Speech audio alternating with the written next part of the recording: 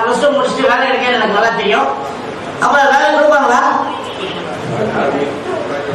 Sir ஒரு விஷயம் என்ன அப்படின்னா, எனக்கு ஒரு கெட்ட வழக்கம் இருக்கு. என்ன தெரியுமா? நீங்க அப்பவும் ஆமா இல்ல நீங்க 10 நிமிஷம் முடிச்சிருவேன், இல்லைன்னா 2 நேரம் பேசுவேன். பரவாயில்லையா? எப்படி செய்வோம்?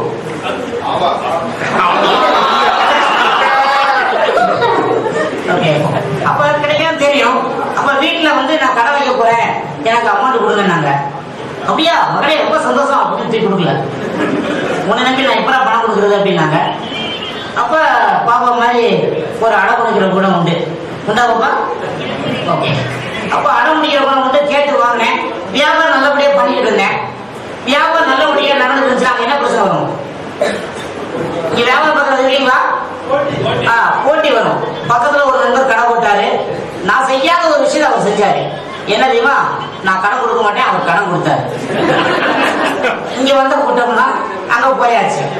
அப்ப அவங்களோட போட்டி போட நம்மளால பினான்சியல் கிடையாது. ஸோ என்ன பண்ணலாம் அப்படின்னா, வாழ்க்கையில ஜெயிக்கணும் அப்படிங்கிற வெறி மட்டும் இருந்தது. சரி அப்படியே ரியல் எஸ்டேட் ஃபீல்டுக்கு போனேன். இதுலேயும் நல்லபடியா வியாபாரம் நடந்துச்சு, எல்லாமே போயிட்டு இருந்துச்சு. ஒரு குறிப்பிட்ட காலங்களுக்கு அதுலேயும் ஒரு பிரச்சனை வர ஆரம்பிச்சது.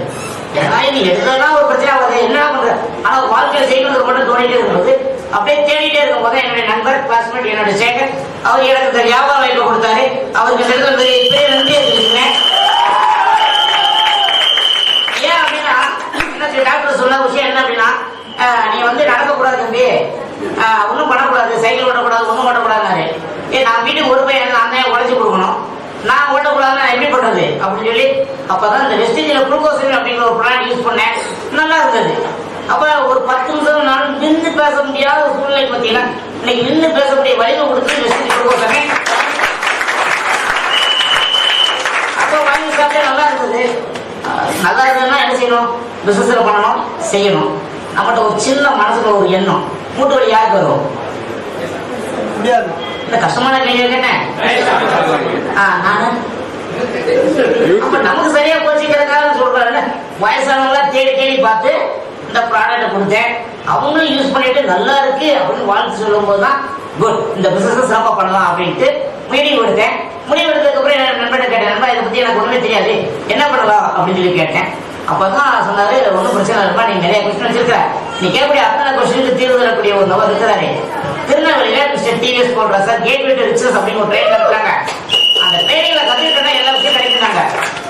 அந்த ட்ரெயினிங் மூலியமா என் வாழ்க்கையை ஒளியேற்றி வச்சு மிஸ்டர் டிவிஎஸ் போடுற சார் ஒரு மிகப்பெரிய பார்த்ததான் தெரிஞ்சது. நெட்வொர்க் மார்க்கெட்டிங்கிற ஒரு துறை எவ்வளவு ஒரு பிரம்மாண்டமான ஒரு துறை, அதுல வெஸ்டேஜ் எவ்வளவு அற்புதமான ஒரு இடத்துல இருக்கு அப்படிங்கிறத நான் தெரிஞ்சுக்கிட்டேன். நான் தெரிஞ்சுக்கிட்ட நல்ல விஷயத்தை என்னுடைய நண்பர்கள் உறவினர் ஷேர் பண்ணேன். இதன் மூலமா அவங்க முன்னாடி டைமண்ட் டைரக்டர் அப்படிங்கிற ஒரு பொசிஷன்ல இருக்கேன். சின்ன படிப்படியே வளர ஆரம்பிச்சோம். கொஞ்சம் கொஞ்சமா செய்ய ஆரம்பிச்சோம். திடீர்னு ஒரு நண்பர் வந்துட்டு என்ன சொல்றாரு அப்படின்னா, நண்பா பாஸ்போர்ட் எடுக்கணும், வெளிநாட்டு டூருக்கு எலிஜிபிள் ஆயிட்டா அப்படின்னாப்புல.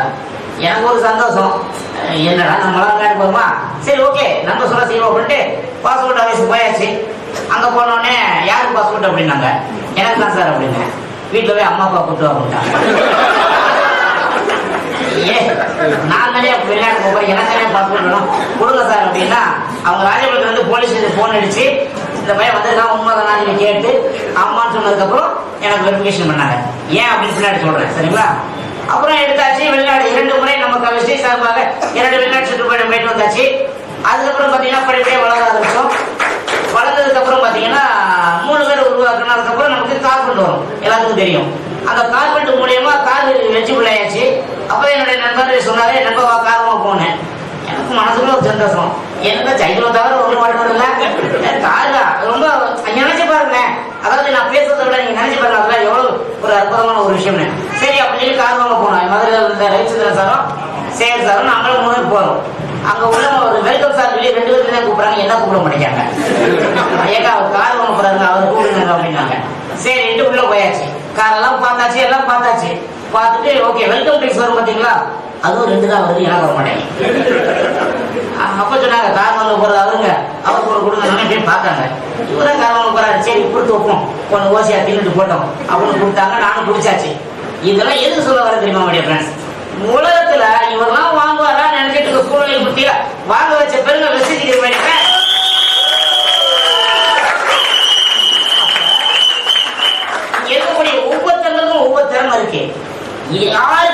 திறமையை விட்டு கொடுத்துறாதீங்க.